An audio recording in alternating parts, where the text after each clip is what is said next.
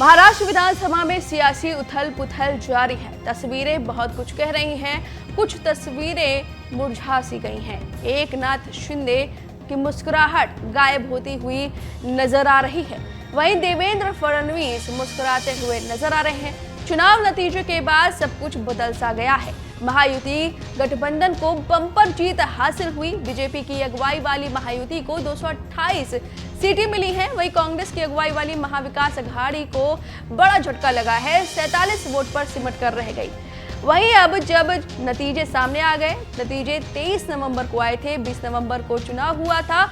इतने दिन बीत जाने के बाद भी अभी महाराष्ट्र में सीएम फेस पर सस्पेंस बरकरार है। क्यों, क्या वजह है, आज जानेंगे। आखिर शिंदे क्यों पीछे हट गए हैं, बैकफुट पर आ गए हैं और उन्होंने फोन पर पीएम मोदी और अमित शाह से क्या कुछ बात की है और उनका क्या कहना है, क्या डिमांड है, सब कुछ जानेंगे। आपको बता दें कि महायुति की बात की जाए तो बीजेपी 132 सीटें जीती है, शिवसेना 55 सीटें, अजीत पवार की एनसीपी 41, यानी बीजेपी का पलड़ा भारी है। सीएम फेस बीजेपी का हो सकता है, क्योंकि अगर बीजेपी चाहे तो खुद अपनी सरकार बना सकती है बिना एनसीपी और एकनाथ शिंदे की शिवसेना के बजाय। तो ये बड़ी वजह है कि शिवसेना के एकनाथ शिंदे बैकफुट पर नजर आ रहे हैं और महाराष्ट्र में अगले मुख्यमंत्री को लेकर अब महायुति में रास्ता साफ नजर आ रहा है।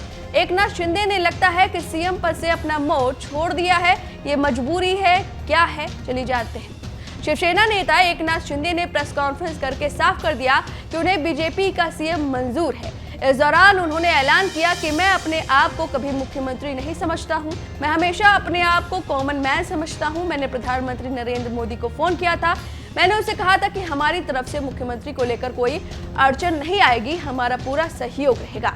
एकनाथ शिंदे और पीएम मोदी और अमित शाह की क्या बातचीत हुई, हम आपको सुनवाएंगे। लेकिन सवाल यह है कि इतनी नरमी शिंदे की मजबूरी है, इस सबके बीच उन्होंने आखिर डिमांड क्या रखी है। शिंदे ने 3 शर्त रखी है। पहला, उन्हें मुख्यमंत्री बनाया जाए। दूसरा, अगर मुख्यमंत्री नहीं बने तो गृह, वित्त और स्पीकर शिवसेना को दिया जाए। तीसरा, बीजेपी एनसीपी सरकार बना ले, शिवसेना बाहर से समर्थन करेगी। इन 3 डिमांडों के सुर्खियों में आने के बाद एकनाथ शिंदे अपने गांव दरिया गांव चले गए हैं और वहां बताया जा रहा है कि 5 दिसंबर को वो बड़ा फैसला ले सकते हैं। दरिया गांव वो जब भी जाते हैं तो बड़ा फैसला लेते हैं। वहां पर कोई इंटरनेट, कोई मोबाइल, कुछ भी नहीं इस्तेमाल करते और वहां पर एकांत में कुछ बड़ा फैसला लेते हैं।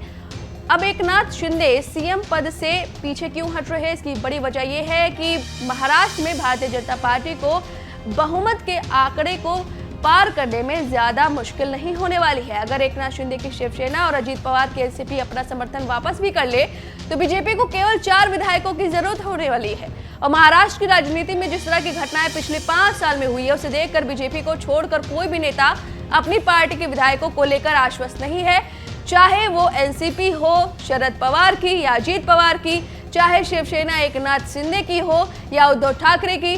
किस तरह से उद्धव ठाकरे की शिवसेना टूटकर बिखर गई, किस तरह से अजीत पवार की एनसीपी टूटकर बिखर गई, कैसे चाचा शरद पवार को छोड़कर अजीत पवार बीजेपी में शामिल हुए, ये घटनाक्रम सबने देखा। ये सब कुछ अचानक हुआ था और अभी भी बीजेपी कुछ भी कर सकती है। 4 विधायकों को जोड़ना कोई कठिन काम नहीं है और ये बात शिंदे बहुत ठीक तरह से समझ रहे हैं, ऐसा लगता है।